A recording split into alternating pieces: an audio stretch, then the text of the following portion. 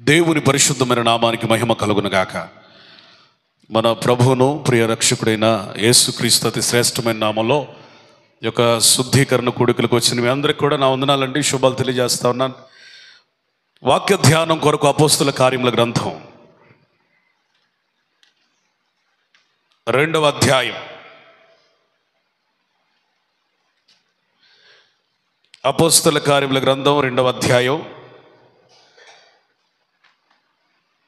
40వ వచనాన్ని నేను చదువుతాను, అందరూ చూడండి. ఇంకను అనేక విధములైన మాటలతో సాక్ష్యమిచ్చి మీరు మూర్ఖులకు ఈ తరము వారికి వేరే రక్షణ పొందుడని వారిని హెచ్చరించెను. ఈ వాక్యాన్ని శుద్ధీకరణ కూడికల్లో పరిశుద్ధాత్ముడు మనకు అనుగ్రహించారు. బైబిల్లో ప్రఖ్యాతిగాంచిన ప్రసంగాలు ఏవైనా రెండు చెప్పండి అంటే మొదటి 2 వరుసల్లో ఉండే ప్రసంగాల్లో ఫస్ట్ ప్లేస్, మొదటి స్థానం, తిరుగు లేకుండా అది ఎప్పటికీ ఎన్నటికీ కూడా కొండ మీద ప్రసంగం. రెండోది పెంతెకోస్తు దినమున అపోస్తలుడైన పేతురు గారు చేసిన ప్రసంగం, నో డౌట్ ఎట్ ఆల్. ఆత్మావేశముతో బోధిస్తున్నప్పుడు అనేక దేశాల నుండి వాక్యం వినడానికి లేదా ఆ పెంతెకోస్తు పండుగకు వచ్చిన వారు వాక్యం వినుచు ఉండగా పేతురు గారి వాక్యానికి, దేవుని మాటలకి వారి హృదయాలట పొడవబడినట్లుగా అనిపించాయట, గ్రొచ్చబడినట్లుగా అనిపించాయట. నేటి సంఘాల్లో ఏ సంఘమైనా కానీ ఏ ఊరైనా కానీ నేటి దినాలు ఎలా ఉన్నాయంటే, నొప్పి తగలకుండా బోధించే పాస్టర్ గారు ఎక్కడున్నారు వెతుకుంటున్నారు. మనోభావాలు గాయపరచకుండా శుతిమెత్తగా హృదయానికి ఎక్కడ పిన్నీసు గుచ్చుకున్నట్టు కూడా ఉండకుండా ఎవరు వాక్యం చెబుతారో వెతుక్కుంటున్నారు. కానీ దేవుని వాక్యం సెలవిస్తూ ఉంది, వీరైతే వాక్యము ద్వారా పొడవబడినప్పటికీ, గుచ్చబడినప్పటికీ, సహోదరులారా మేమేమి చేయాలని బోధించిన వారి దగ్గరికి వెళ్ళి సంప్రదిస్తున్నారు. స్తోత్రం చెప్పండి. Praise the lord. దేవుని రాకడ కొరకు సిద్ధపరచబడే సంఘం యొక్క గుర్తులలో ఒక గుర్తేటో తెలుసా? భారమైనా, కష్టమైనా, నిష్ఠురమే అయినా, పొడవబడినట్లుగా ఉన్నా, గుచ్చబడినట్లుగా ఉన్న బాధనే కలిగించిన అది సత్యం అని గనక నీకు అర్థమైతే ఓ సంఘాన్ని వదిలిపెట్టవు. ఆ సంఘాన్ని ఈ సంఘాన్ని పట్టుకుని అలాడు. వారానికి ఒక పాస్టర్ గారి దగ్గరికి వెళ్ళవు. నేను ఒక మాట చెబుతున్నా, గద్దించి బోధించే సేవకులు ఏ సంఘానికి దేవుడు ఇచ్చాడో ఆ సంఘము దేవుని రాకడ కొరకు సిద్ధపరచబడే క్రమంలో ఉండడానికే ఇచ్చాడని మీరు నమ్మాలి. Praise the lord. హల్లెలూయా. అంతేగాని ఎవరు ఆదరణకరమైన మాటలు చెబుతారా, ఎవరు శుతిమెత్తగా బోధిస్తారా, ఎక్కడికి వెళితే మనకు సాంత్వనగా నెమ్మదిగా ఉంటుందా, అసలు గాయపడకుండా మనం ఎక్కడి నుంచి రాగలమా అనేది వెతుక్కోవద్దు. యేసు ప్రభువు ప్రసంగించని, అపోస్తలులు ప్రసంగించని 2 రకాలైన ప్రజలు తయారయ్యారు. ఒకరు ఎవరు అంటే అప్పటి నుంచే వెంబడించడం ప్రారంభించిన వాళ్ళు. రెండోది అప్పటి నుంచి వెంబడించడం మానివేసిన వాళ్ళు. నువ్వే గుంపులో ఉంటావు? వెంబడిస్తున్న నీవు కష్టమైన మాటలు వచ్చినప్పుడు వెంబడించడం ఇక చాలే, ఈ వాక్యాలు మనకు సెట్ అవ్వట్లేదని డ్రాప్ అవుతావా? ఇక మరింత లోతుగా వెళ్తావా? యేసయ్య బోధించినప్పుడు అనేకులు ఆయన వదిలిపెట్టి వెళ్ళిపోయారట. అప్పటి నుంచి ఆయనను వెంబడించడం మానివేసిరి అని స్పష్టంగా వ్రాయబడింది. అపోస్తలులు అయితే, అయ్యా మేము ఎవరి దగ్గరికి వెళతాం, నిత్య జీవపు మాటలు కలిగిన వాడు నీవే కదా అని గట్టిగా పట్టుకున్నారు. కాబట్టి ఆ మాటలు వారిని బ్రతికించినాయి. ఆ మాటల ద్వారా అనేకులను బ్రతికించారు. చెప్పాలి గట్టిగా హల్లెలూయా. అపోస్తలుల కాలంలో కూడా కొంతమంది ఇదేమి బాధ అని నిష్ఠూరపడ్డారు. మరి కొంతమంది అయితే, సహోదరులారా మేమేమి చేయాలి, బోధే కష్టంగా ఉంటే మళ్ళీ మేమేం చేయాలని అడుగుతున్నారు చూడు. వీళ్ళు చాలా దేవుని ఏర్పాట్లకు వచ్చారు అప్పటికే. నీకు బోధ కష్టమైతే సంఘం వదిలిపెట్టడం కాదు. అయ్యా నేనేమి చేయాలి, నాకు అర్థమైంది, నువ్వు చెప్పిన వాక్యం అర్థమైంది, అయితే నేనేమి చేయాలి, ఎలా నా జీవితాన్ని మార్చుకోవాలని దైవజనుడి వద్దకు అడగగలిగిన వారు సిద్ధపాట్లో ఉన్నారని అర్థం. అంతేగాని నీకు కష్టం వచ్చిందని, నిష్ఠూరం కలిగిందని, బాధ కలిగిందని, గాయపడ్డావని పాస్టర్ గారి మీద బాధ పెట్టుకోవాక. వాక్యం నాదా ఏమండి? నేనేమన్నా సొంతగా రాత్రికి రాత్రి రాసుకొని తీసుకొచ్చిన పుస్తకం కాదే. నా సొంత మాటలు ఏమన్నా చెప్పే పాస్టర్నా నేనేమన్నా? అది కూడా కాదే. కల్పించిన బోధ ఏమీ మన దగ్గర లేదు కదా. అట్లాంటప్పుడు నువ్వేమో అర్థం చేసుకోవాలి, లోపం పాస్టర్ గారిలో లేదు, వాక్యంలో అసలే లేదు. ఉంటే గింటే కనుక ఎవరిలో ఉన్నట్టు నాలో ఉంది. కాబట్టి నేను పాస్టర్ గారి మీదో తోటి విశ్వాసం మీదో బాధ పెట్టుకుంటే ఆశీర్వదించబడను. అది దేవునికి విరోధమైన చర్య. నేనేమి చెయ్యాలని దైవజనులను లేదా దేవుని సన్నిధికి వెళ్ళి విచారించే దీనత్వము కావాలి అనే మనస్సు మీకు రావాలి. Praise the lord. వీళ్ళు వచ్చి అడిగారు. అప్పుడు అపోస్తలుడైన పేతురు గారు చెప్పిన మాట ఏంటంటే, మూర్ఖులైన ఈ తరము వారికి వేరైతేనే రక్షణ. నేనేదో వాక్యం విన్నాను, నాకు అర్థమైంది. అంటే కుదరదట. ఎవరికి రక్షణ అంటే నీటిలో మునిగినోడు కాదు. మూర్ఖతరమైన ఈ తరమునకు వేరైతేనే నీకు రక్షణ వస్తుంది. అసలు బోధే కష్టంగా ఉంది. వీళ్ళు ఒక అడుగు ముందుకేసి అడగడమే చాలా గొప్ప కార్యంలాగా కనబడతా ఉంది. వీరు అడిగిన ప్రశ్నకి అపోస్తలుడైన పేతురు గారు చెప్పిన సమాధానం తాడో పేడో తేల్చుకో అన్నట్టుగా ఉంది. రక్షించబడాలంటే ఏం చేయాలా? నేను లోకంలో ఉండి అటు ఇటు ఊగుతానంటే కుదరదట. ఏం చేయాలా? మూర్ఖులైన ఈ తరము వారికి వేరైతేనే రక్షణ. ఆ మాటలు విని చాలామంది విన్నారు. కానీ 3000 మంది బాప్తిస్మం తీసుకొని సంఘములో చేర్చబడి అపోస్తలుల బోధలోనూ, సహవాసములోనూ, రొట్టె విరుచుటలోనూ, ప్రార్థనలోనూ ఎట్లున్నారట? ఎడతెగకున్నారు. స్తోత్రం చెప్పండి. Praise the lord. ఈ అడిగిన వాళ్ళు మళ్ళీ వెనుక తిరగలేదు, కానీ నీటి బాప్తిస్మము ద్వారా సంఘములో కొనసాగారు. చాలా మంది బ్యాప్టిజం తీసుకొని నేను బ్యాప్టిజం తీసుకున్నాను మురిసిపోతున్నారు. నువ్వు నిజమైన బాప్తిస్మం ఏంటి అంటే, నువ్వు సంఘంలో కొనసాగాలి. బోధలో, సహవాసంలో, రొట్టె విరుచుటలో, ప్రార్థనలో. ఈ 4 అంశాల్లో కొనసాగించబడిన వాడు సంఘములో బ్రతికున్నట్లు, సజీవుడైనట్లు, దేవుడితో కొనసాగుచున్నట్లు, పరిశుద్ధాత్మ నడిపింపులోనికి వచ్చినట్లు. అర్థమవుతున్నాడు? గట్టిగా స్తోత్రం చెప్పు. Praise the lord. నెలకు ఒకసారి మందిరానికి వస్తే నువ్వు సహవాసంలో లేనట్టే. కుసేపు ఈ బోధ, కాసేపు ఆ బోధ అయితే అది మంచి బోధ అయితే దేవుడికి స్తోత్రం. రకరకాల బోధలు వచ్చేస్తున్నాయి కదా. అలా విభిన్నమైన కట్టుకథలు, కల్పనా కథల వైపు తిరిగే కాలం కదా. నీకు మనసు గాయం తగలగానే ఎక్కడికో వెళ్ళి మళ్ళీ ఊపిరి పోసుకొని ఎప్పుడో నాకు ఒక సంఘం ఉంది కదా అని వస్తే నువ్వు సంఘ సభ్యుడు అవ్వవు. ఒక నెల రొట్టె విరిచి మరొక నెల నువ్వేదో ఒక పాపంలో చిక్కుపోయి దాన్ని ఒక 4 నెలలు గడుక్కొని ఎప్పుడో మళ్ళీ 5వ నెలలో కనబడితే అది రొట్టె విరుచుటలో ఎడతెగకున్నట్లు కాదు. ప్రార్థనలో కూడా ఎడతెగకుండాలి.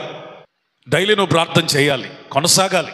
ఈరోజు నేను ప్రార్థన చేయలేకపోయానే అనే ఒక పశ్చాత్తాపంలోనికి, రిగ్రెట్ ఫీల్లోనికి వెళ్ళకూడదు. అది కంటిన్యూ అవుతూనే ఉండాలి. నా మాటలు జాగ్రత్తగానండి. మూర్ఖులైన ఈ తరం అట. ఈ తరం ఎట్లాంటిది? చిన్నలు, పెద్దలు, వృద్ధులు, స్త్రీలు, పురుషులు, యవ్వనులు అందరు కూడా ఎవరట? అందరు మూర్ఖులే. ఈ మూర్ఖతరమునకు వేరైతేనే నువ్వు రక్షించబడినట్టుగా నువ్వు అర్థం చేసుకో. ఇంకా ఈ మూర్ఖులైన తరంతో కలిసిపోయి మిళితమైపోయి బాగానే ఉంది ఆత్మీయ జీవితాన్ని కూడా కుదరదు. మూర్ఖులైన ఈ తరం అనే ఈ కోణంలో సామెతల గ్రంథం 30లో ఒక రెండు విషయాలు చూసాం. ఒకటి, తండ్రిని శపించుచు తల్లిని దీవించని తరం. సామెతలు 30:11 ఏముంది చెప్పండి? తండ్రిని శపించుచు తల్లిని దీవించని తరం, ఇదొక తరం. దాని గురించి అయిపోయింది రాత్రి. ఈరోజు పగలేం చెప్పాను? తమ దృష్టికి తాము శుద్ధులై తమ మాలిన్యము నుండి కడగబడని తరం, అంటే స్వనీతితో కూడిన తరం. ఈ పూట మరొక తరాన్ని గురించి నేర్చుకుందాం. 13వ వచనం చదవండి. కన్నులు నెత్తికి వచ్చిన వారి తరం, వారి కనురెప్పలు. చాలు. ఏ తరం అటు ఇది? పెద్దగా చెప్పాలా? కళ్ళు నెత్తికెక్కిన తరం. ఈ తరం నుండి మనం ఏమవ్వాలా? వేరవ్వాలి. నిజంగా అండి, ఈ జనరేషన్ కనుక పరిశీలనగా చూస్తే, తేరిపార చూస్తే, పెద్ద చిన్న గురువు దైవం ఏమి కనబట్ల. పెద్దోడే గౌరవించాలే లేదు, చిన్నోడే ఆదరించాలే లేదు, గురువు గారే గౌరవించాలే లేదు, దేవుడే ఆరాధించాలే లేదు. చిన్నపిల్లవాడి నుంచి తల పండిపోయిన వృద్ధుడు వరకు అందరి కళ్ళు ఎక్కడికెక్కినాయి? నెత్తికెక్కినాయి. వాళ్ళ కనురెప్పలు ఎట్లున్నాయట? పైకే చూస్తాయి. ఒకవేళ నీకు అవకాశం వచ్చి విమానం ఎక్కే అవకాశం వస్తే అమెరికా వెళ్తాం. ఒక రోజంతా ప్రయాణం చేసావు, ఆకాశంలో ఆకాశ విహారం చేసావు. మళ్ళీ ఎక్కడికి దిగాలి నువ్వు? ఎన్ని గంటలు ఆకాశంలో ప్రయాణం చేసి నువ్వు ఎక్కడ దిగాల? నువ్వు ఎన్ని గంటలు పైన తిరిగినా మళ్ళీ ఎక్కడికి రావాలా? అందుకని దేవుని వాక్యం సెలవిస్తుంది, మనము మంటి వారమని ఆయన జ్ఞాపకం చేసుకున్నాడు. మనం మట్టోళ్ళమని ఒట్టోళ్ళమని ఆయనకి గుర్తుంది, కానీ ఎందుకంటే చేశాడు కదా. అసలు మనకు తిరుగులేదనేది మన ఫీలింగు. మనుషుల ముందదే, దేవుని ముందదే. ఏ తరమట ఇది? కన్నులు నెత్తికి వచ్చిన తరం. వింటున్నారా? ఈరోజు నీ కళ్ళు ఎట్లున్నాయి? దావీదు అంటాడు, పైకి చూసినవి కాదు నా కళ్ళు, నాకు అందని వాటి మీద నేను మనసు పెట్టను. అంటే అర్థం ఏంటి? అతడు దీన మనస్సు కలిగిన వాడు. దేవుడు అసహించుకున్న 7 విషయాలలో మొట్టమొదటి విషయమే ఏమని ప్రస్తావించాడంటే అహంకార దృష్టి. కొంతమంది పైకి కనబడరు, కానీ ఎంత దీనులుగా ఉంటారో. వాళ్ళ చూపు అంతా కూడా గర్వముతో నింపబడి ఉంటుంది. కళ్ళు నెత్తికెక్కి వాళ్ళ చూపులో గర్వం తొణికిసలాడిద్ది, తొంగి చూసిద్ది. కొంతమంది అదొక దీనత్వంలో కూడా గర్వాన్ని కనపరుస్తారు. అసలు వాళ్ళని చూస్తే ఆత్మ సంబంధమైన వివేచనలో నేను ఏమనుకోవాలంటే, అబ్బా తగ్గింపు అంటే ఇదిరా అనుకోవాలి, కానీ ఆ తగ్గింపులో కూడా గర్వాన్ని చూపిస్తారు వాళ్ళు. ఒక అబ్బాయి నేను అభినందించాను, అబ్బాయి భలే పాడుతున్నావంటే. నాదేముందిలే నా బాలసుబ్రహ్మణ్యం అంత కాదుగా అన్నాడు. అంటే తగ్గింపులో కూడా అసలు నీ స్టాండర్డ్ ఎంత, నీ వయసు ఎంత? నాదేముందిలే అన్న బాలసుబ్రహ్మణ్యం అంత ఉండే.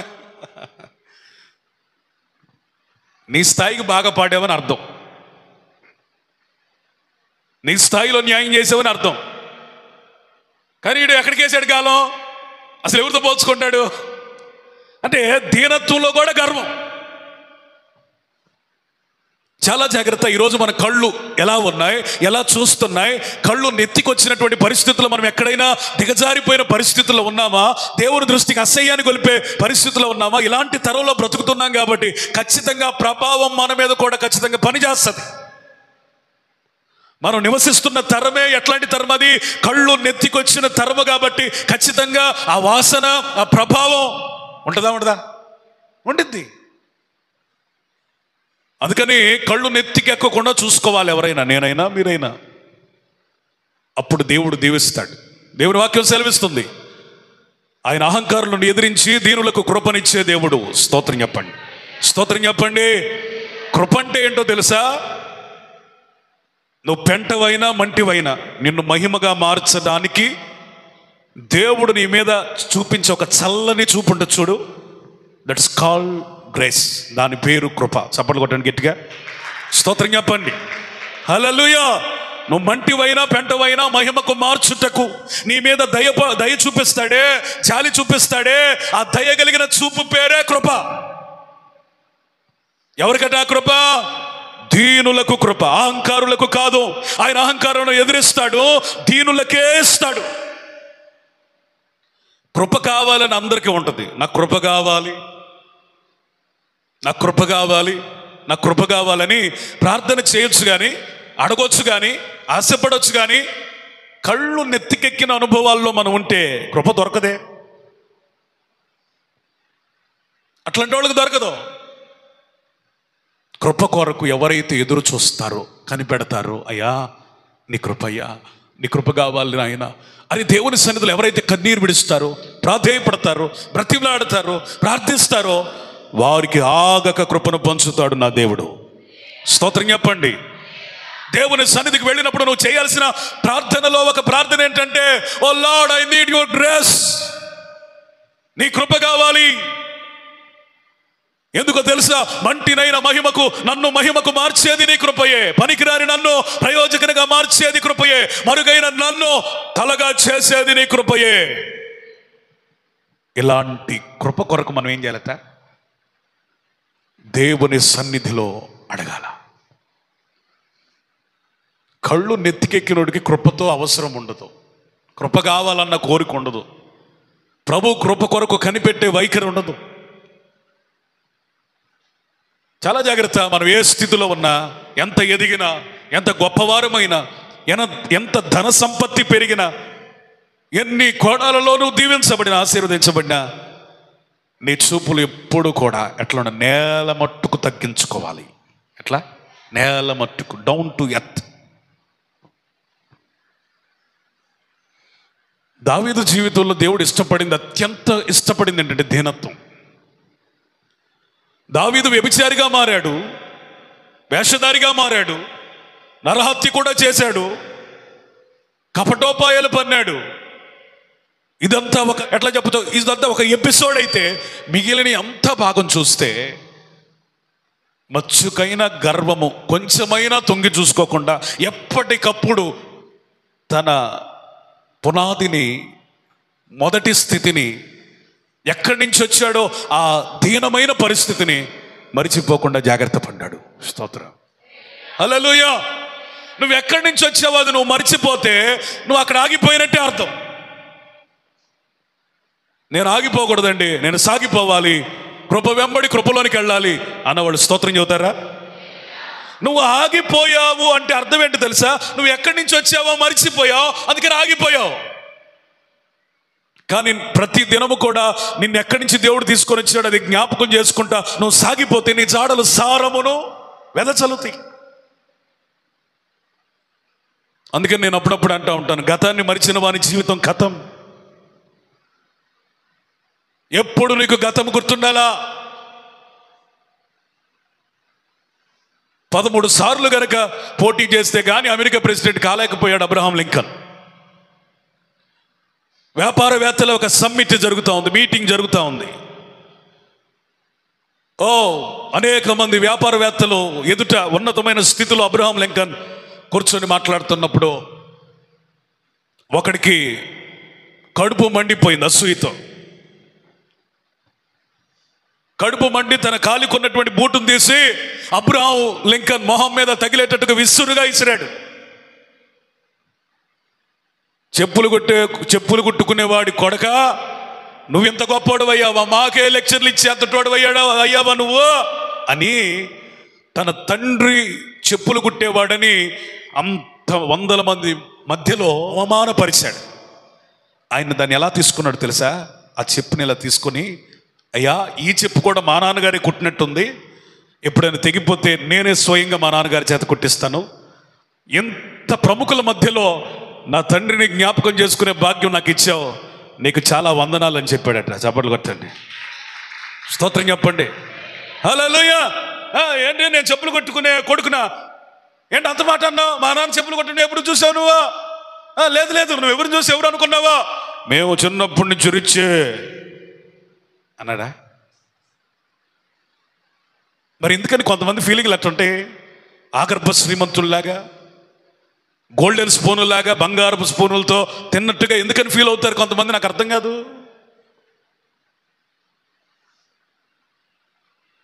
సౌలుకి దావీదుకి అదే తేడా. సౌలు తను అభిషేకించిన దైవజనుని మర్చిపోయాడు, ఆ అభిషేకానికి కారకుడైన దేవుని కృపను కూడా మర్చిపోయాడు. అందుకనే సౌలు తర్వాత తన కుమారుడు అవ్వలేదు, తన లెగసీ కంటిన్యూ కాలేదు. ఎవరు దీనులై ఒడుగుచున్నారో ఆ టైంలో వెతుకుతూ ఉన్నప్పుడు దావీదు దేవుని దృష్టిలో పడ్డాడు. స్తోత్రం చెప్పండి. దేవుని కన్ను నీ మీద పడిందంటే నువ్వు పైకి ఎత్తబడినట్టే, నీ తల లేచినట్టే, నువ్వు ఆశీర్వదించబడినట్లే, నువ్వు దీవెనలోనికి వచ్చినట్టే. మనుషుల దయ కావాలి కానీ అసల్లో మనకి ఎవరి దయ కావాలంటే దేవుని దయ. రాజకీయ నాయకులు వస్తున్నారనుకోండి, జగన్ గారు, చంద్రబాబు నాయుడు గారు ఎవరో వస్తున్నారనుకోండి, ఏమనుకుంటారు? అస్సలు ఒక్కసారి నన్ను చూస్తే బాగుండు. అభిమానులు ఏమనుకుంటారు? ఒక్కసారి నన్ను చూస్తే బాగుండు, టాటా చెబుతా, బాయ్ బాయ్ చెబుతా, నేను తెచ్చిన ప్లకార్డ్ అలా చూపిస్తా, ఫోటో అలా చూపిస్తా, ఒక సంతకం పెట్టించుకుంటా, షేక్ హ్యాండ్ ఇస్తా, ఒక్కసారి చూస్తే బాగుండు అనుకుంటారు. రాజకీయ నాయకులు చూస్తేనే కడుపు నిండిపోతున్న పరిస్థితుల్లో ఈ తరం కనపడతా ఉంటే దేవుడే మన వైపు చూస్తే మనం ఎంత దీవించబడతామంటారు? గట్టిగా చెప్పాలి కదా. స్తోత్రం. హల్లెలూయా. ఆయన కన్ను నీ మీద పడిందంటే ఆశీర్వాదం వచ్చినట్టే.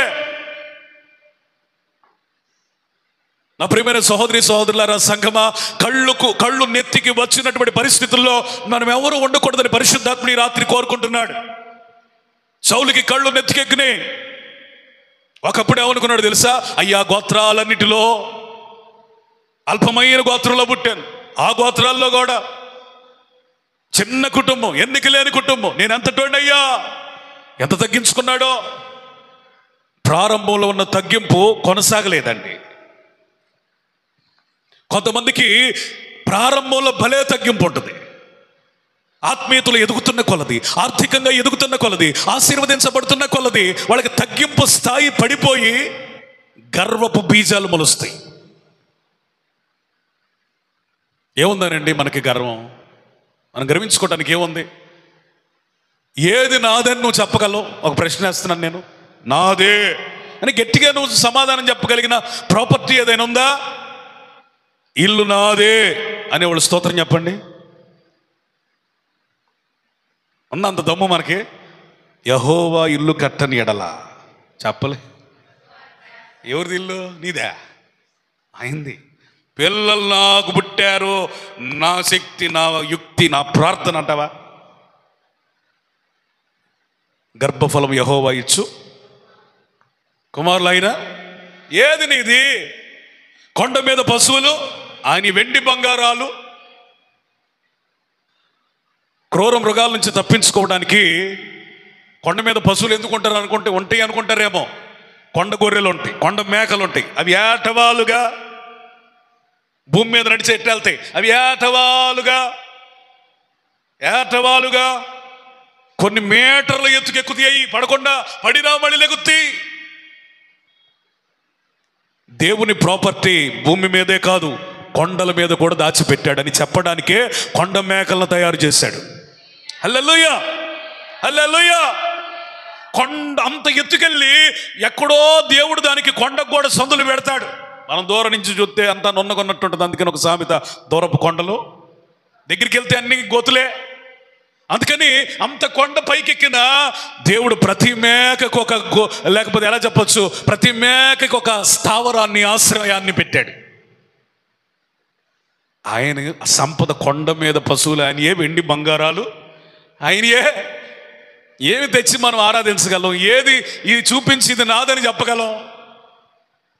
అందుకనే దావీదు అంటాడు, అంత ఉన్నత స్థాయికి వెళ్ళినా, భార్యలు కలిగిన, పిల్లలు కలిగిన, రాజ్యము విస్తరించిన, దేవుని చేత అత్యధికంగా దీవించబడిన, కాళ్ళు ఎగిరేయకుండా ఎంతటి ఉన్నాయా నేను, ఎంతగా నన్ను హెచ్చించావు. మిన్నల్ని కదా, మంచం మీద పడుకుంటే కొన్నిసార్లు నల్లులు కొడతాయి. నల్లు ఎంత ఉంటుంది, చేతికి కూడా దొరకదు. అంత చిన్న నల్లిని కదయ్యా నేను, ఇంతగా నన్ను ఎందుకు హెచ్చించావని ఎన్ని సంవత్సరాలు పోయినా అనుమానం తీరలేదు దావీదుకి. ఏ అనుమానం? అసలు దేవుడు నన్ను ఎందుకు హెచ్చించాడు? నీ ప్రతిరోజు ప్రార్థనలో ఈ భావన వ్యక్తం అవ్వాలి. ఎంతటి వాడినయ్యా, ఎందుకు నన్ను హెచ్చించావు? నన్ను హెచ్చించడానికి ఏదైనా ఒక్క యోగ్యత ఉందా, అర్హత ఉందా? ఈ స్థితిలో నన్ను నిలబెట్టడానికి ఏదైనా పరిశుద్ధత ఉందా? నువ్వు కోరుకున్నది ఏదైనా నాలో ఉందా? అయినను ఈ స్థితి ఎందుకు అంటే దీని పేరే కృప అంటాడు దేవుడు. It's called grace. దయచేసి వినండి, మీ కృప ఇంకొకడు దొంగిలించకుండా ఉండాలంటే నిశ్చయంగా నీలో ఎన్నటెన్నటికి తగ్గింపు అనేది పోకూడదు, దేన మనసు అనేది పోకూడదు, నీ కళ్ళు నెత్తికెక్కకూడదు. సౌలు కళ్ళు నెత్తికెక్కినప్పుడే సౌలును చూడడం దేవుడు మానివేసి దావీదు అంటే ఎవరు దీనుడా అని ఎతకడం ప్రారంభించాడు. లేదు, నీ కళ్ళు నెత్తికెక్కినాయి అనుకో, దేవుడిని చూడడం. దీనుడై తలదించుకొని తల వంచుకొని ఆయన కృపకే మహిమను ఆరోపించే ఒక దావీదు లాంటి ఎత్తుక్కుంటారు. ఈ 2025లో నువ్వు దావీదు వలె మరుగై పరిశుద్ధపరచబడి ఆయన కృప కొరకు కనిపెట్టుకుని ఉంటే నిశ్చయంగా ఈ 2025లో ఆయన కనుదృష్టి నీ మీద పడబోతా ఉంది. స్తోత్రం, హల్లెలూయా. ఆయన నిన్ను చూస్తే నీ చరిత్ర మారిపోయింది అంతే. అందరూ పాపాత్ముడని పేరు పెట్టారు, నిజమే. అనేకులు అన్యాయంగా దోచుకున్నాడు, ఎంతోమంది నిష్ఠూరపోతున్నారు. పైకి సార్ వందనాలండి, సార్ నమస్తే, sir good morning, good morning అంటారు. కానీ పక్కకి వెళ్ళగానే ఆడు పెద్ద పనికిమాలుడు రా బాబా అని తిట్టుకుంటా ఉంటారు. కానీ అలాంటి జక్కైకి దీన మనసు కలిగింది. ఏమనో తెలుసా? యేసు ఎవరో నేను చూడాలి. హల్లెలూయా. ట్యాక్స్ కలెక్టర్ అండి, ఇళ్ళు సోదా చేసి పెద్ద పెద్ద వాళ్ళను సైతం పట్టుకొని ఎందుకంటే ట్యాక్స్ కట్టలేదు అని నిలదీసే అధికారము కలిగిన వ్యక్తి. అలాంటి వ్యక్తి ఎంత తగ్గించుకున్నాడో తెలుసా? అతడు పొట్టివాడైనందున అనేకులు గుమ్మిగూడుట వలన యేసు కనబడినందున మేడి చెట్టెక్కి తగ్గించుకొని యేసయ్యను చూస్తున్నాడు. అందుకనే దేవుని వాక్యం సెలవిస్తుంది, చదవండి ఒకసారి. ఇర్మియా గ్రంథం 9, ఇర్మియా గ్రంథం 9వ అధ్యాయం 23. యెహోవా ఇలాగు సెలవిచ్చుచున్నాడు, జ్ఞాని తన జ్ఞానమును బట్టి శూరుడు తన శౌర్యమును బట్టి అతిశయింపకూడదు, ఐశ్వర్యవంతుడు తన ఐశ్వర్యమును బట్టి అతిశయింపకూడదు. అతిశయించువాడు దేనిని బట్టి అతిశయింపవలననగా భూమి మీద కృప చూపుచు నీతి న్యాయములు జరిగించుచున్న యెహోవాను నేనే అని గ్రహించి. స్తోత్రం చెప్పండి గట్టిగా, హల్లెలూయా. నీకు జ్ఞానం ఉందా? నీ జ్ఞానమును బట్టి అతిశయించకూడదు. అధికారం బలం ఉందా? శౌర్యమును బట్టి అతిశయించకూడదు. నీకు గనక ఐశ్వర్యం ఉంటే ఐశ్వర్యాన్ని బట్టి గర్వించకూడదు. అసలు వీటన్నిటికీ కారకుడైన నీతి న్యాయములు కలిగిన యెహోవాను బట్టి అతిశయించాలి. అందుకని అపోస్తలుడైన పౌలు అంటున్నాడు, అతిశయించువాడు క్రీస్తునందే అతిశయించాలి. స్తోత్రం చెప్పండి, హల్లెలూయా. నీ డబ్బును బట్టి అతిశయం అయితే అది కొంతకాలమే, నీ యొక్క ఆస్తిని బట్టి అతిశయం అయితే అది కరిగిపోద్ది, నీకున్న అధికారమును బట్టి అతిశయం అయితే ఎప్పుడో ఒకసారి నువ్వు రిటైర్డ్ అయిపోవాల్సిందే, నీకున్న బలాన్ని బట్టి అతిశయం అయితే వృద్ధుడు అయితే ఆ బలం ఉండదు, నీ వెనకాల 10 మందిని చూసుకొని అతిశయపడితే వాళ్ళు ఎల్లకాలం ఉండరు. కానీ నువ్వు ఎన్నటెన్నటికి ఒక వ్యక్తిని చూస్తూ అతిశయించవచ్చు. గుండె మీద చేయబెట్టుకొని నువ్వు నిద్రపోవచ్చు నెమ్మదిగా. ఆయన పేరు నజరేయుడైన యేసు. చప్పట్లు కొట్టండి గట్టిగా గట్టిగా గట్టిగా గట్టిగా, హల్లెలూయా. దేన్ని చూసి నువ్వు నెమ్మదిగా పండుకుంటావు? ఇది నాకు శాశ్వతమని? డబ్బా, ఆస్తా, ఉద్యోగమా? ఈ అన్యాయపు సిరి, నడమంత్రపు సిరి మధ్యలోనే పోద్ది. నీ కొరకు ప్రాణం ఇచ్చి రక్తం గార్చి తనువునంత నిలువులా చీల్చిన యేసయ్య నీ కొరకు నిలబడతాడు. ఆయన స్తోత్రం. అది ఆయన కృప మాత్రమే మనకుండేది. అందుకని అతిశయించేవాడు ఎట్లా అతిశయించాలట? నిన్ను నీతి న్యాయములతో ఈ స్థితికి తీసుకొచ్చినటువంటి దేవుని అందే అతిశయించాలి. అందుకనే హన్న ఆత్మీయంగా ఎదిగిన తర్వాత, తగ్గించుకొని మేలు పొందిన తర్వాత, ఆమె ప్రార్థన గదిలోనికి లేకపోతే దేవుని మందిరంలోనికి వెళ్ళిన తర్వాత తన గొడ్రాలని ఎంతమంది అయితే అతిశయించారో, ఎంతమంది అయితే కృంగదీశారో, ఎంతమంది అయితే నానా మాటలు అన్నారో, ఎంతమంది అయితే అవమానపరిచారో, వారందరినీ జ్ఞాపకం చేసుకొని ప్రార్థన చేస్తుంది. ఒకసారి సమూయేలు గ్రంథానికి రండి. సమూయేలు గ్రంథం 2వ అధ్యాయం 3వ వచనం నేను చదువుతాను, వినండి. సమూయేలు గ్రంథం 2వ అధ్యాయం 3వ వచనం.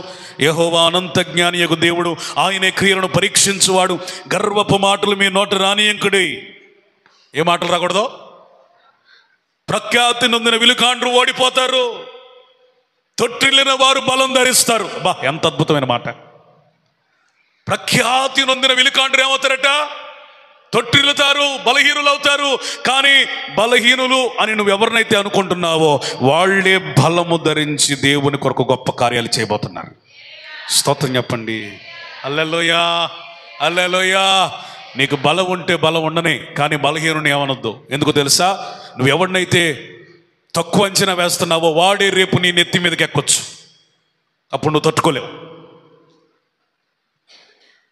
అందుకని మనం ఏం చేయాలా? నోట గర్వపు మాట కొంచెమైన ఒక్క పదమైన రాకుండా దైవ భయం కలిగి ఉందము గాక. 5వ వచనం. ఎవరికైనా కళ్ళు నెత్తికెక్కిని అనుకో, ఈ వచనాలు చదువుకోవాలి ఖచ్చితంగా ప్రతి ఒక్కరు. ఎందుకంటే తృప్తిగా భుజించిన వారు అన్నము కావాలని ఎక్కడికి పోతారట? ఆకలి కొనిన వారు ఆశ తీరా తింటారు. అబ్బా, నాకు ఈ మాటలు కొంత భయం, కొంత ఆదరణ. ఎందుకు భయం అంటే, ఇప్పుడు కడుపు నిండుతుంది కాబట్టి కాళ్ళు ఎగరేస్తే రేపు అన్నం కోసం అడుక్కోవాల్సిన పరిస్థితి వచ్చిందని భయం. ఎందుకు ఆదరణ అంటే, ఇప్పుడు నేను అల్పుడినే, ఎవడికి పనికిరాని వాడినే, ఎవడి దృష్టిలో ఏ గొప్పతనం లేని వ్యక్తినే, కానీ ఒక దినం నా తల లేపుతాడన్న ఆదరణ. కడుపు నిండి వాడు ఎక్కడికి వెళ్తాడంటే అన్నం కావాలని కూలికి వెళ్తాడట. దేవునికున్న గొప్పతనం, ఆయనకున్నటువంటి సార్వభౌమాధికారం ఎంత గొప్పదంటే, చలవరాతి మేడల నీడల్లో ఉన్నవాడిని కూడా మండు టెండకి కూలి కొరకు పంపించగలిగిన తిరుగులేని దేవుడు ఆయన. భయపడుతుమ్మగాక, భయపడుతుమ్మగాక.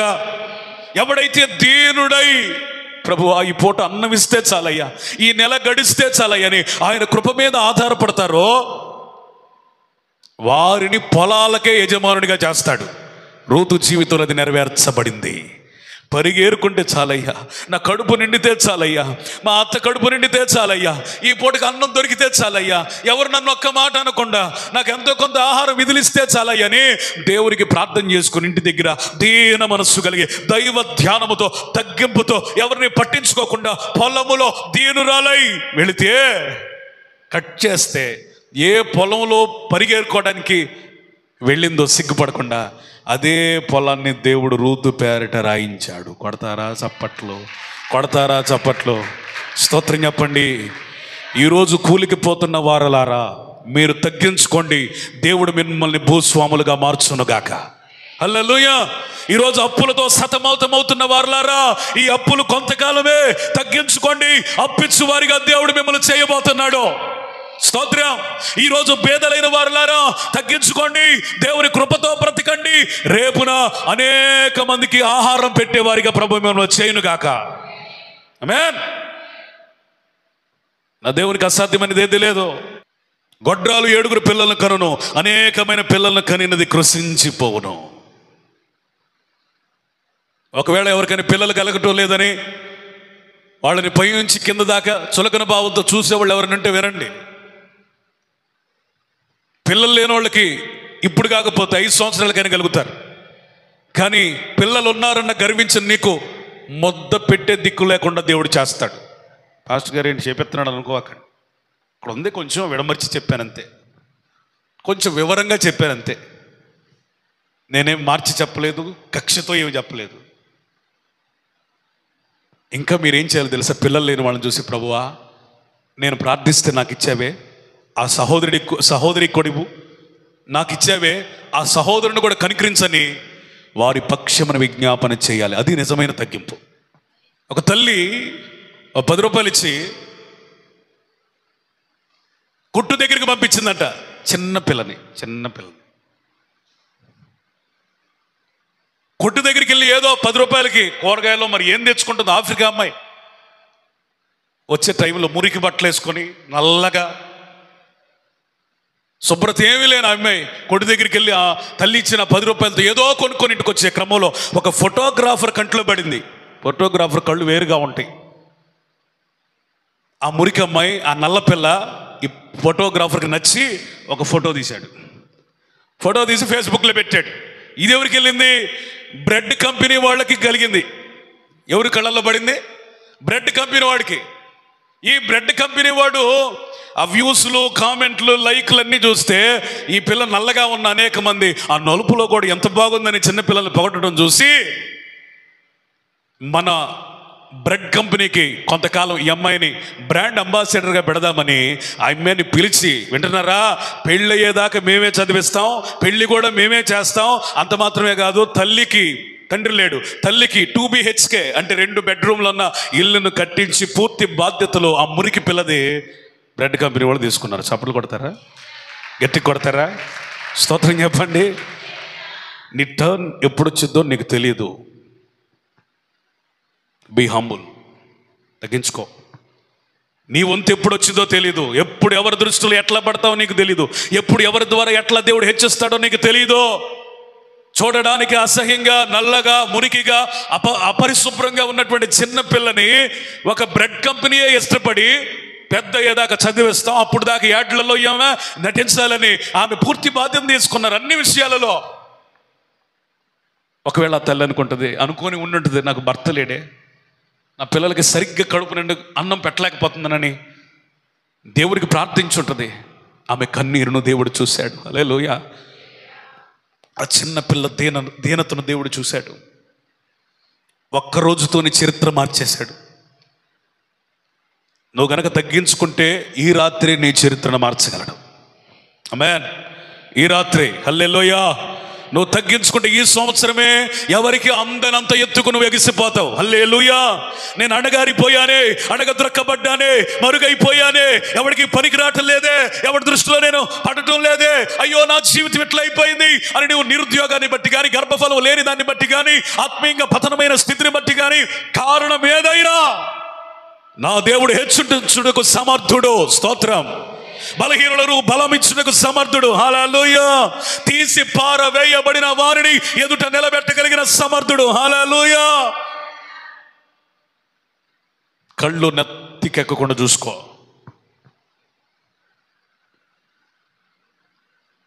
కళ్ళు నెత్తికెక్కిని అంటే దేవునికి ఉన్న ఆ కరుణ, వాత్సల్యం, ప్రేమ ఏమైపోద్దో కూడా తెలియదు. ఆయన ఎదిరిస్తాడు, ఎదిరిచ్చేస్తాడు అంతే. ఈరోజున చాలా మంది దేవునితో కూడా తలబిరుసుగా మాట్లాడేవాళ్ళు ఉన్నారు. దేవునితో కూడా రెప్పలు పైకెత్తి మాట్లాడేవాళ్ళు ఉన్నారు. దేవుడితో కూడా కాళ్ళు రగరేసి మాట్లాడేవాళ్ళు ఉన్నారు. బైబిల్లో ఒకడు ఉన్నాడు, కయ్యను మీ తమ్ముడేడే అంటే దేవుడికి భయపడద్దు. అయ్యా అయ్యా అయ్యా మా తమ్ముడా అనాల్సింది పోయి, మా తమ్ముడా నాకేం తెలుసు, నేనేమన్నా అడిగి పని ఉన్నా, కాపలాదారున్నా, వాచ్మన్ అనుకున్నావా, ఎవరిని పట్టుకుని ఏ ప్రశ్న ఎత్తనావో అన్నాడు. కానీ కయ్యూను గురించి వ్రాయబడిన మాట, కృపను బట్టి పొందుకున్నాను అని హవ్వ కయ్యూనుని బట్టి దేవుని స్తుతించిందట. స్తోత్రం చెప్పండి. హల్లెలూయా. ఎవరిని బట్టి పొందుకుంది? దేవుని. అయ్యా నీ కృప ఈ కయ్యూని ఇచ్చిందని మురిసిపోయింది హవ్వ. దేవుని కృప ఇంతగా ఉండగా, పెద్ద కుమారుడిగా జన్మించగా, కృపను ఏమాత్రం లక్ష్యం చేయకుండా అసూయతో, విపరీతమైన కోపంతో తమ్ముడిని నరహత్య చేసి పైగా ఒప్పుకోవాల్సింది పోయి దేవుణ్ణి ఎట్లా పడితే అట్లా మాట్లాడుతున్నాడు. దేవుడు అవకాశం ఇచ్చినప్పుడు కూడా నువ్వు దేవునికి తిరుగుబాటు చేసావంటే నువ్వు దేశ దిమ్మరి అయిపోతావు. దేవుడు నిన్ను ప్రశ్నించినప్పుడు సాత్వికంతో, అది ఎంత ఘోర పాపమైనా నువ్వు ఒప్పుకుంటే దేవుడు నిన్ను ఆశీర్వదిస్తాడు. స్తోత్రం చెప్ప. హల్లెలూయా. తల బిరుసు మాటలొద్దు, తల బిరుసుతనం వద్దు. ఉజ్జియగా కళ్ళు తలకెక్కి నెత్తికెక్కి యాజకులు వాళ్ళ పని వాళ్ళు ఏదో చేసుకుంటా ఉంటే, వాళ్ళ సేవ ఏదో వాళ్ళు చేసుకుంటా ఉంటే, సింహాసనం మీద ఉండవలసినటువంటి ఉజ్జియా ఆలయంలోకి వచ్చింది. మేము చేస్తాం, నేను చేస్తాను, నాకు ప్రార్థన వచ్చు, నేను పరిశుద్ధున్నే, నాకు తెలుసు వాక్యం, నేనే చేస్తా అని సమీపించినప్పుడు దేవుడు మొత్తాడట. తెల్ల కుష్టుతో జీవితాంతం తన ముఖాన్ని రాజ్యంలో ఏ ప్రజలకు చూపించుకోలేక ఒక ప్రత్యేకమైన గృహములో, అంటే అంటరాని వాడిగా బ్రతికాడట. రాజులకు రాజు అయినా సరే, చక్రవర్తి అయినా సరే, దేవునితో దేవుని సేవతో పెట్టుకుంటే వాళ్ళకు వచ్చే గతి ఇదే. దేవునితో దేవుని సేవకునితో ఎవడైనా పెట్టుకున్నాడు అనుకో, యథార్థంగా సేవ చేస్తూ ఉంటే, తన సేవ ఏదో తాను చేసుకుంటా ఉంటే, సామాన్యమైన ఎవరు కూడా దైవజనుని కదిలించరు. దేవుని యందు భయభక్తులుగా ఎవరు కదిలించడం. కళ్ళు నెత్తికెక్కినోళ్లే దైవజనుణ్ణి, దైవుని సేవకుణ్ణి, దేవుని సేవని జోక్యం చేసుకుంటారు. నా మాటలు జాగ్రత్తగా నాలుగు.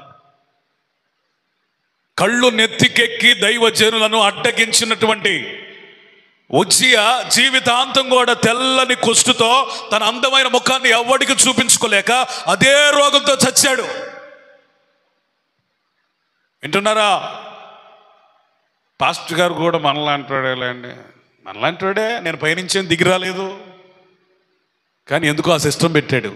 పాస్టర్ గారిని ఎట్ట పడితే అట్ట మాట్లాడకుండా, ఎలా పడితే అలా చేయకుండా, సేవని ఎట్ట ఇష్టానుసారంగా చీల్చకుండా, ఏదో ఒకటి చేయిద్దాం, ఏదో ఒకటి చేయాలి, లేకపోతే మన ఉనికే ప్రశ్నార్థం అన్నట్టుగా.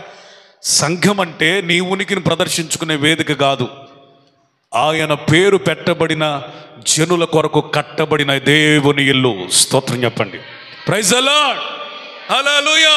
ఎవరైతే ధీరులై ప్రార్థిస్తారో సర్వ జనులకు, అన్యులకు ఇది ప్రార్థనా మందిరం. Hallelujah. This is not a place for show off. నిన్ను నువ్వు చూపించుకునేది, నిన్ను నువ్వు నిరూపించుకునేది, లేకపోతే నీ ఉనికిని అప్పుడప్పుడు అలా అలా అలా అలా నీటిలో రాయేసి తరంగాలను చూసినట్టుగా సంఘంలో చేయటానికి ఎవరికి అనుమతి లేదు. సంఘము దేవునిది. హల్లెలూయా. స్తోత్రం చెప్పండి. సేవకుడు దేవుని వాడు. హల్లెలూయా. ప్రజలు దేవుని వారు. స్తోత్రం చెప్పండి. ఈ సేవ దేవునిది.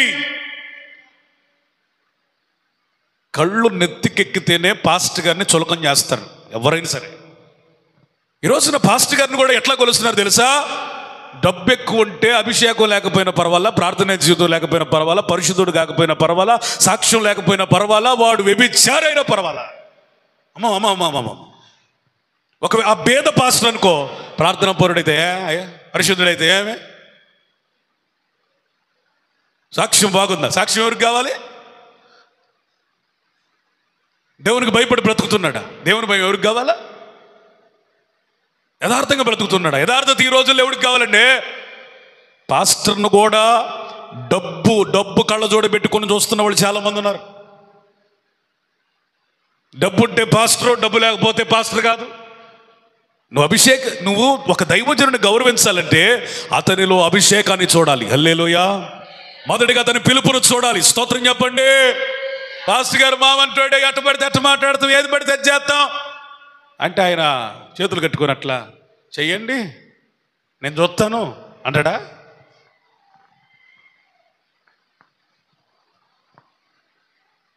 కొర్నేలి శతాధిపతి. ఎంతమందికి అధిపతి? Centurion. Is officer for 100 men. 100 మందికి అధిపతి. పేతురు గారు లోపలికి వచ్చాడో లేదో, అప్పుడు దాకా అందరి ముందు హుందాగా ఉన్న ఆయన సాగిలపడి నమస్కరించాడు. స్తోత్రం చెప్పండి. Praise the lord. తన స్నేహితులు ఉన్నారు, రక్త సంబంధికులు ఉన్నారు, ఇష్టలు ఉన్నారు, తన ఏర్పాట్లో ఉన్న వాళ్ళు అందరూ ఉన్నారు. పేతురు గారి కొరకు ఎదురు చూస్తూ ఉన్నారు.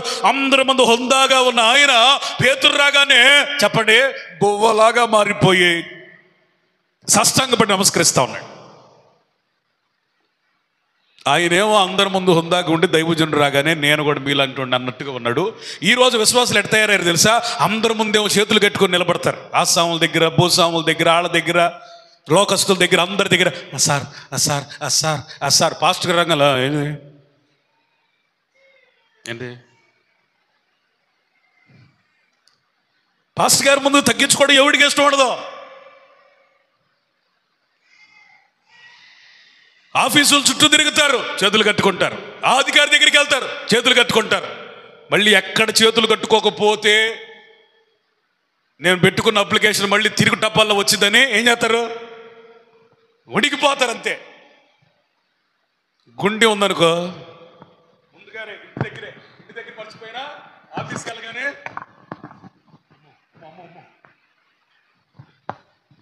చర్చి రాగానే తెస్తాడు, గాలి రావాలిగా.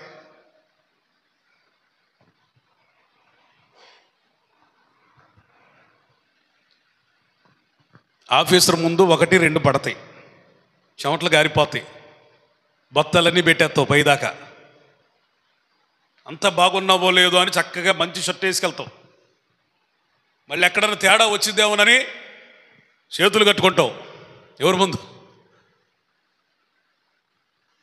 పాస్టర్ గారి ముందు. పాస్టర్ గారి ముందు ఏ అందరికంటే తీసేసినాడు పాస్టరు. చేపల బట్టి పేతురు క్వాలిఫికేషన్ కనుక కొర్నేలి చూస్తే కొర్నేలిని అసలు దృష్టిలో కూడా పెట్టుకునేవాడు కాదు దేవుడు. కొర్నేలి అంత జ్ఞానవంతుడు. పేతురు ఫ్యూచరు లేకపోతే బ్యాక్గ్రౌండ్ ఏమి చూడలా. ఒకటి చూశాడు, he is a man of God. ఇతడు దైవజనుడు. చప్పలు కొట్టండి, స్తోత్రం చెప్పండి. హల్లెలూయా. నీ ఇంటికి నీ సేవకుడు వస్తా ఉంటే నువ్వు ఎలా మన్నన చేస్తున్నావు, ఎలా గౌరవిస్తున్నావు, ఎలా తగ్గించుకుంటున్నావు?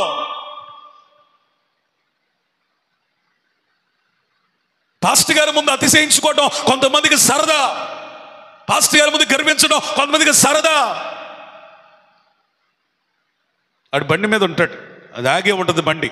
పాస్టర్ గారు కనపడ్డాడు కదా, కొంచెం కాలట తీసేటి పెట్టాడు నేల మీద. ఎందుకంటే పాస్టర్ గారు అంటే చులకం. దేవునిని బట్టి దైవజనుని మన్నన చేస్తావు. స్తోత్రం చెప్పరే. హల్లెలూయా, హల్లెలూయా. వింటున్నారా? నీ పిల్లలకి దైవజనుని విలువ నేర్పించండి. పాస్టర్ గారు వస్తే కింద కూర్చోమని చెప్పండి. మీ పిల్లలకి ఎక్కడ కూర్చోమనాలా? కూర్చేస్తా. మా కొడుకు తగ్గించుకోకూడదు, మా కూతురు తగ్గించుకోకూడదని కొంతమంది ఫీలింగ్. ఏమైద్దో తగ్గించుకుంటే? నేను చదివిన బైబిల్ అయితే ఎవడైతే తగ్గించుకుంటాడో వాడు హెచ్చించబడినని ఉంది. మరి మీ బైబిల్ ఎట్టుంది? మీ పిల్లలకి దైవజనుడు అంటే ఏంటో చెప్పండి, దైవజనుడి విలువ చెప్పండి. లేకపోతే కన్నులు నెత్తికొచ్చిన ఒక స్థరాన్ని తయారు చేసే ఒక ఫ్యాక్టరీగా నువ్వు మారుతావు అంతే. అన్నా చేసింది ఆ పని. దైవజనుడు అంటే ఏంటో, దేవుని మందిరం అంటే ఏంటో, దేవుని సేవ అంటే ఏంటో, పరిచర్య అంటే ఏంటో, దేవుడు అంటే ఏంటో, అసలు దేవుని మందిరం ఎట్లా ఉండాలో మన బిహేవియర్ ప్రతిదీ కూడా నేర్పుకుంటా వచ్చిందండి. పాలు మానక మునిపే దైవ భయాన్ని నూరిపోసిన భక్తి కలిగిన గొప్ప స్త్రీ హన్నా. స్తోత్రం చెప్పండి, స్తోత్రం. హల్లెలూయా. మీ పిల్లలు తగ్గించుకుంటే మీకు పోయేదేమి లేదు, ఊడేదేమి లేదు. దైవజనుని దగ్గర తగ్గించుకునే ఒక తరమును మీరు లేపాలి తల్లిదండ్రులుగా. దైవజనుని హెచ్చించుకునే ఒక జనరేషన్ని తయారు చేయొద్దు.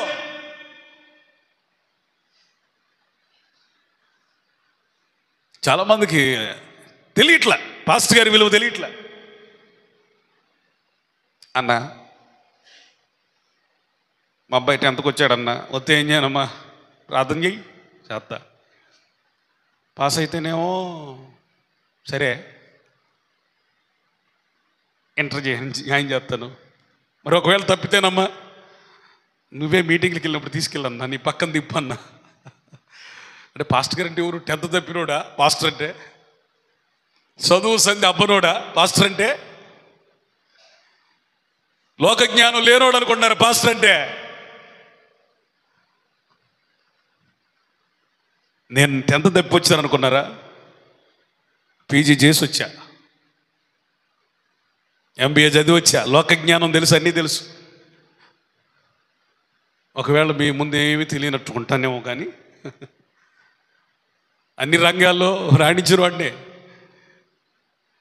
దేవుని పిలుపును బట్టి సేవకు చేస్తూ ఏమీ లేనట్టుగా రిక్తులముగా ఇక్కడ బ్రతుకుతున్నాడు. నేనే కాదు, ఏ సేవకుడైనా ఆ సేవకుని 2 సన్మానించాలని పౌలు చెప్తున్నాడు.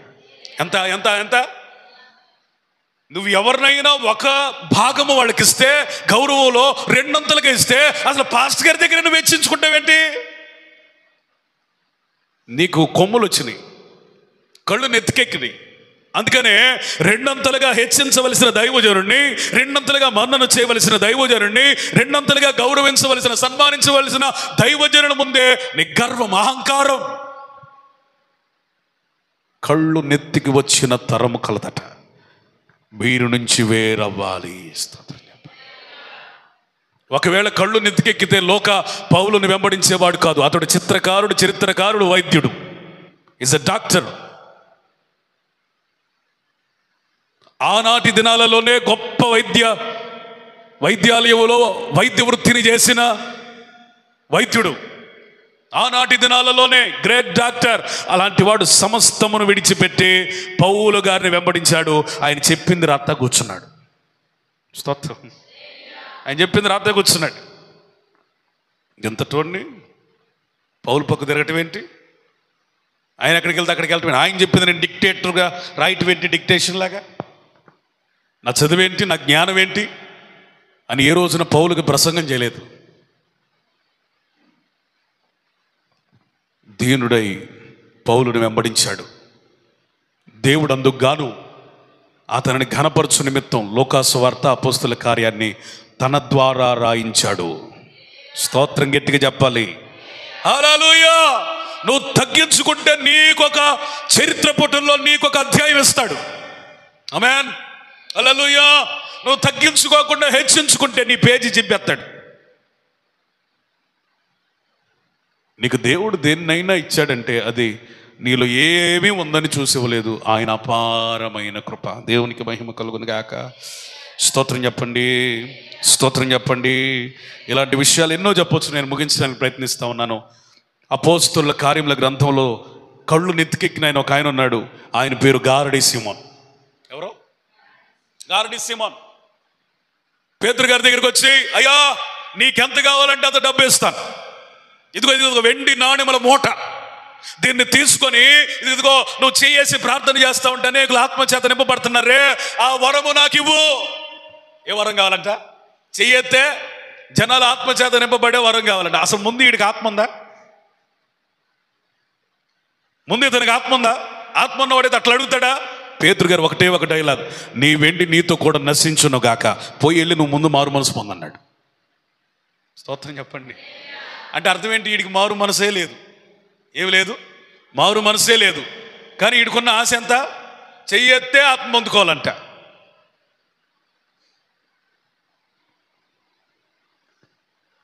చూడండి, హృదయ గర్వం, కళ్ళు నెత్తికెక్కిన వైనం. వాడికి మారు మనసు లేదు. బాప్తీసం తీసుకున్నాడు. ఫిలిప్ అద్భుతాలు చేస్తూ ఉంటే అద్భుతాలు చూద్దామని వెళ్ళాడు. భలే వెంబడించాడు. చివరికి అనుకున్నాడు, అందరూ నన్ను మర్చిపోయారు, ఫిలిప్పునే చూస్తున్నారు, ఇప్పుడు నేను కూడా ఈ పట్టణంలో విభ్రాంతిని కలిగించాలంటే ఈ పేతురుకున్న అభిషేకం నాకు కావాలని పేతురు గారి దగ్గరికి వెళ్ళి బేరమాటం ప్రారంభించాడు. పరిశుద్ధాత్మను డబ్బులు ఇచ్చి కొనాలని ఆశపడ్డాడు. దొరికిందా? దొరకదు. అపోస్తుల ఆత్మను పొందుకున్న తీరుతెన్నులు డబ్బులు ఇచ్చి కాదు. వాళ్ళు 10 దినముల మేడగదిలో వేరొక ప్రపంచాన్ని చూడకుండా పరిశుద్ధాత్ముడా నాకు కావాలని అడిగి పొందుకున్నారు. స్తోత్రం చెప్పండి, స్తోత్రం చెప్పండి. పరిశుద్ధాత్మను పొందుకోవలసిన తీరు వేరు, నీకు అభిషేకం పెరగాల్సిన తీరు వేరు. అర్థమైందా? ఇష్టానుసారముగా మనం ఎక్కడ ఆలోచన చేయడానికి వీలు లేదు.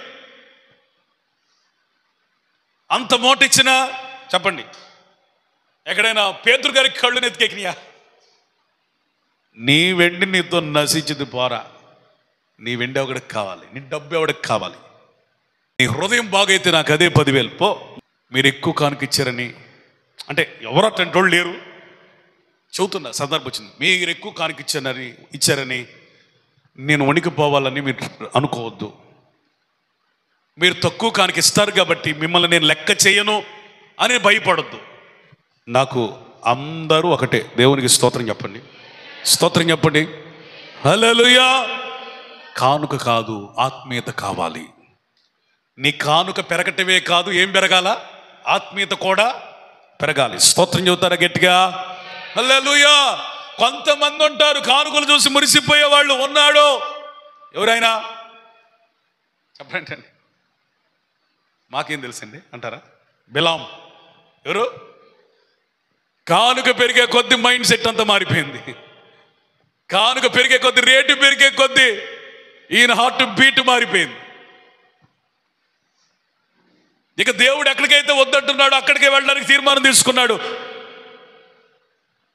తనను అడ్డగిస్తున్న దేవదూతను సైతం చూడలేనంత కళ్ళు నెత్తికెక్కి. ఎవరి కళ్ళు తెరిచాడు దేవుడు? గాడిద కళ్ళు బాగానే ఉన్నాయి కానీ చెప్పండి, ఈ బిలాముకి కళ్ళు నెత్తికెక్కి తనను అడ్డగిస్తున్న ఆ దేవదూతను కూడా చూడలేకపోతున్నాడు. గాడిదని ముందు కొనసాగించే ప్రయత్నం చేస్తున్నాడు కానీ గాడిద నోరు తెరిచి మాట్లాడుతుంది. అయ్యా యజమానుడా, నిన్ను చంపడానికి దేవదూత ఎదురుగా ఖడ్గం పట్టుకొని ఉంది, నీకేమి కళ్ళు కనపట్లేదా? స్తోత్రం. కానుక పెరిగితే కళ్ళు మూసుకున్న వాళ్ళు, కళ్ళు పైకెత్తేవాళ్ళు, కనురెప్పలు పైకెత్తేవాళ్ళు, ఏమండి ఈ తరంలో కూడా కొంతమంది దైవజనులు ఉన్నారు. నన్ను అటు చూడబాకండి. కానుక పెరిగినా తరిగినా మన బోధ బిలామ బోధ కాదు, అపోస్తలుల బోధ. దేవునికి స్తోత్రం చెప్పండి. కానుకల మీద కట్టబడే పరిచర్య కాదు ఇది. హల్లెలూయా. స్తోత్రం చెప్పండి. నువ్వు దీనతతో ఉంటే ఎందుకేవో కానుక నువ్వే వేస్తావు. స్తోత్రం. నీలో దీన మనసుంటే నిన్ను ఎవడాపుతాడు? పరిశుద్ధాత్ముడు రేపుతానే ఉంటాడు, నువ్వు ఇస్తానే ఉంటావు. నీలో గర్వం వచ్చినప్పుడే పాస్టర్ గారు లోబడితే ఎత్తా, కానుక ఎప్పుడు ఇస్తావు? పాస్టర్ గారు లోబడితే ఇస్తావా అంటే నువ్వు ఇచ్చే కానుక పాస్టర్ గారు లొంగ తీసుకోవడానికి. అమ్మో, పాస్టర్ గారు లొంగ తీసుకోవడానికి కానుకలు ఎవరు ఇవ్వకండి. దేవుని కనికరం మీ మీదకు దిగి వచ్చినట్లుగా ఇవ్వండి. స్తోత్రం చెప్పండి, స్తోత్రం చెప్పండి. హల్లెలూయా. నీ కానుక ఎంత ఉందని కాదు, ఆయన నీ హృదయం ఎంత చాలా స్పష్టంగా ఉందని చూస్తాడు. హల్లెలూయా. నీ హృదయం ఎంత దీనతతో నింపబడిందని చూస్తాడు. హల్లెలూయా. వింటున్నారా? కళ్ళు మూసుకునే దైవజనులు అనేకులు ఉండొచ్చు కానీ మీరు నా కొరకు ప్రార్థన చేయండి. ఏమని ప్రార్థన చేయండి? ఇంట్లో ప్రార్థన చేయండి, చర్చిలోకి వచ్చేవాకండి. అయ్యా మా పాస్టర్ గారు కానుకలు ఎంత ఇచ్చినా కళ్ళు నెత్తికెక్కకుండా మా పాస్టర్ గారిని కాపాడండి చేయండి ఇంట్లో. స్తోత్రం. అయ్యా మూట పెరిగే కొంది బోధ మార్చే సేవకుడుగా మా సేవకుడు మారకూడదని చక్కగా చేయండి. ఎక్కడ? ఇంట్లో. మొదలుకొని నీ కళ్ళు నెత్తికెక్కకుండా చూచుకుందో గాక, అలాంటి తరమునకు వేరే రక్షించబడదో గాక, దీనమైన ఒక తరముగా నువ్వు మార్చబడదో గాక. యెహోషువ వలె నేల మట్టుకు తగ్గించుకున్న ఒక దైవజనుడిగా, విశ్వాసిగా నువ్వు మార్చబడదో గాక. ఇది మొదలుకొని నీలో దీనత్వం తొంగి చూచును గాక. దేవుడు ఆ కృపనిచ్చును గాక. నాకు దీనత్వం అనే వరం కావాలి అన్న వాళ్ళు చేతులు ఎత్తండి. నిజంగా అడుగుతున్నాను, మీరు నిజంగా చెప్పండి. దీనత్వం కావాలన్న వాళ్ళు చేతులు ఎత్తండి. ఏం కొరత చేతులు ఎత్తారు? సగం ఉండదు, ఏడా ఫుల్లే ఎత్తాడు దేవుడు. స్తోత్రం. నీల్ డౌన్, అందరూ మోకాళ్ళు ఉన్నదాం. ప్రభువా, నాకు అందరికి ఉంటుంది గర్వం, అందరికి ఉంటుంది గర్వం. లేదని అనుకోకూడదు ఎవరు. గర్వం లేదని అనుకోవటం కూడా గర్వమే. నాలో ఉంటుంది, నీలో ఉంటుంది. ఎంతో కొంత ఎక్కడొక్క అక్కడ సరిదిద్దుకోవాల్సిన వారమే. ఎవరు దీనికి అతీతులు కాదు.